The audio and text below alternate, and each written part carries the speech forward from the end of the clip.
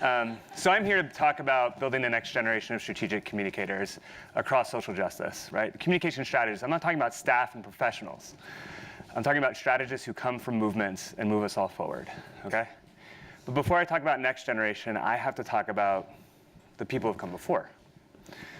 So one of my favorite places in the world, right, if space is our theme, is a dance party, a really good dance party.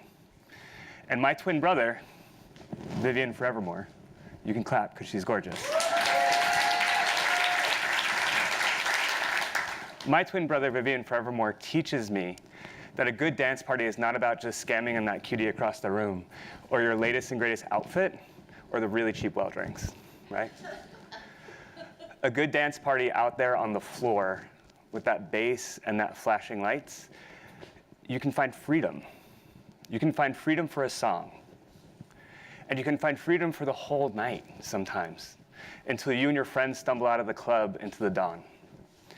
And my brother teaches me that you can find freedom depending on who you choose to dance with and who chooses to dance with you.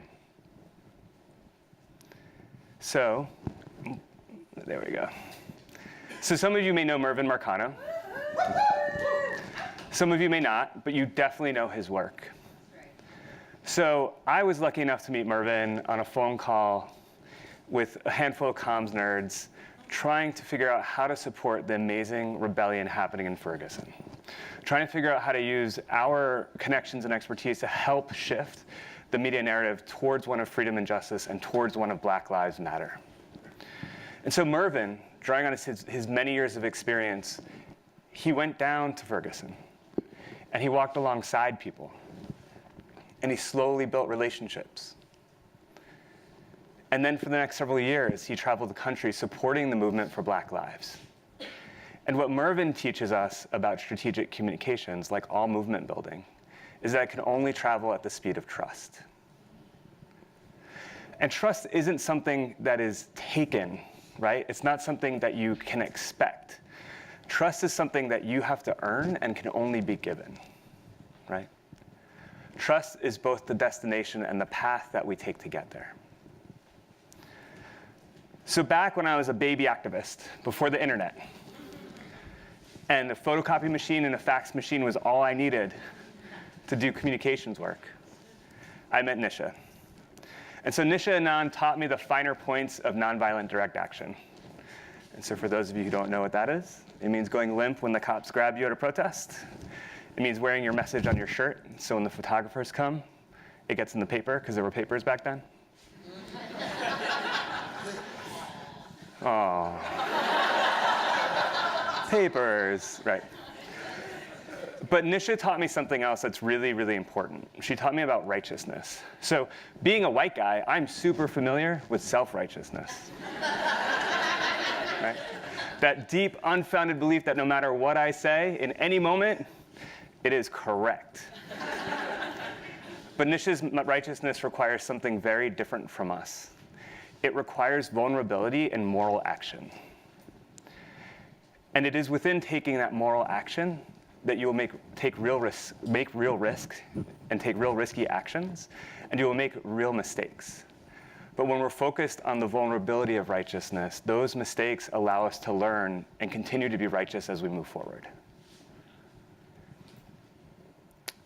When I was 25, I moved from New York to Miami, and I was a skinny white boy, punk rock, bike messenger, tattooed kid.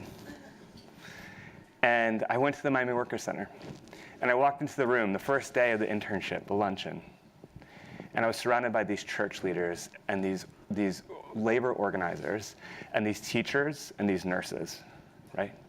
And these true visionaries of what the world would be like if we all had freedom and justice and safety. And they were all Black women. And I walked in there and I felt like I was trespassing. And I felt very self-conscious of who I was walking into that space.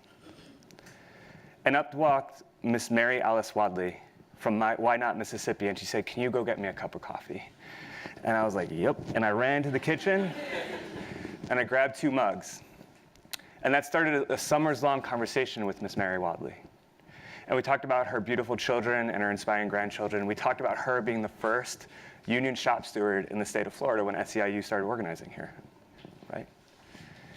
We talked about what it was like growing up in Wynot, Mississippi. We talked about my family, my dad's trip from Ireland to the US, what that meant for us. And we built a relationship. And when it came time at the end of the summer to figure out, am I going to go back to New York and stay in New York, or am I going to stay here, it's Miss Wadley who got me to stay in Miami and follow her lead for the next 7 years. And what I learned from Miss Wadley is that we can build relationship across difference.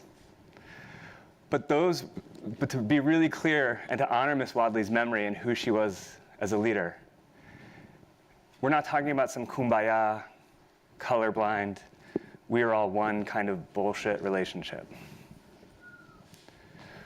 We're talking about a relationship built on deep care and love and trust that could also hold the complexities of power and privilege while we aligned ourselves around shared values for the world that we wanted.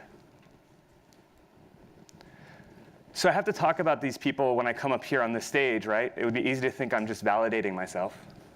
But I have to talk about them because if we're going to talk about the next generation, we have to lift up the generation that's come before. And when we're talking about communications or narrative change or cultural change, oftentimes the people that we think of don't look like the people that I just talked about, nor do they come from where these people come from. And so this brought me to where I am today. I lead the ReFrame program organization. One of the things we do, along with others, is we build the next generation of strategic communicators across social justice. It's this generation, we believe, will unfurl narratives like beats from a turntable that will get us all up and dancing towards freedom. And at ReFrame, we believe that this next generation, we actually have a moral imperative and a strategic imperative that this next generation is smart black women. You can clap for that, right?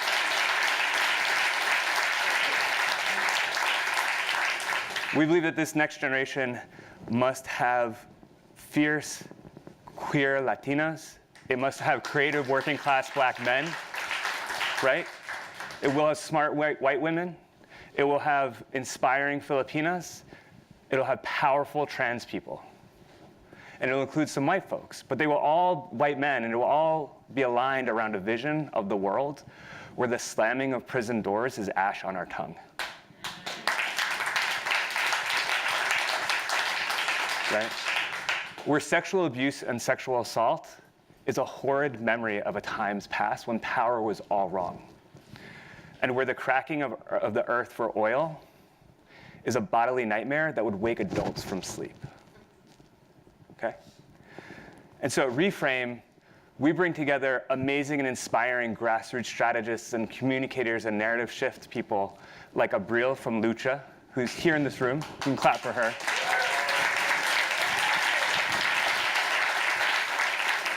Like Naila from Dream Defenders, also here today.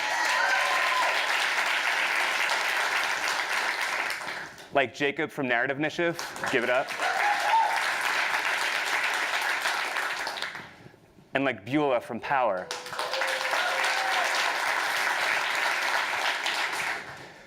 And so we bring them together to build authentic, vulnerable, powerful relationships so that they can walk alongside each other and collaboratively write those songs that will get us up and dancing towards freedom. And then we come to places like this and meet more folks and try and get you all to write those songs with us. So I have to mention something that's pretty obvious.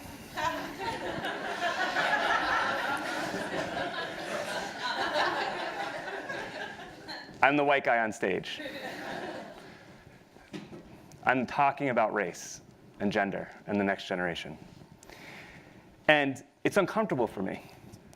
And it's uncomfortable for me because my advice typically to white dudes and other people with relative power and privilege is to sit down and shut up for a very long time. And my advice to white dudes is not out of a hatred for white dudes. It's not because I want us to disappear, but what I do want to see is I want to see our collective unearned power and privilege that is extracted from the abuse and trauma of other people to disappear.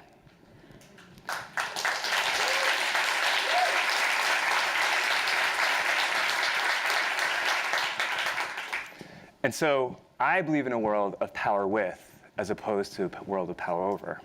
And I think when white dudes will step back, they'll discover that the podium is often better fashioned a dance floor, right? That building trust requires listening and hearing, that righteousness requires vulnerability, and that relationships require accountability. And that when they step back, they may discover that the song that we all need to write is better when written with others, and most likely is better written by others. And when it's time to play that song, my fellow white dudes, you might get a triangle.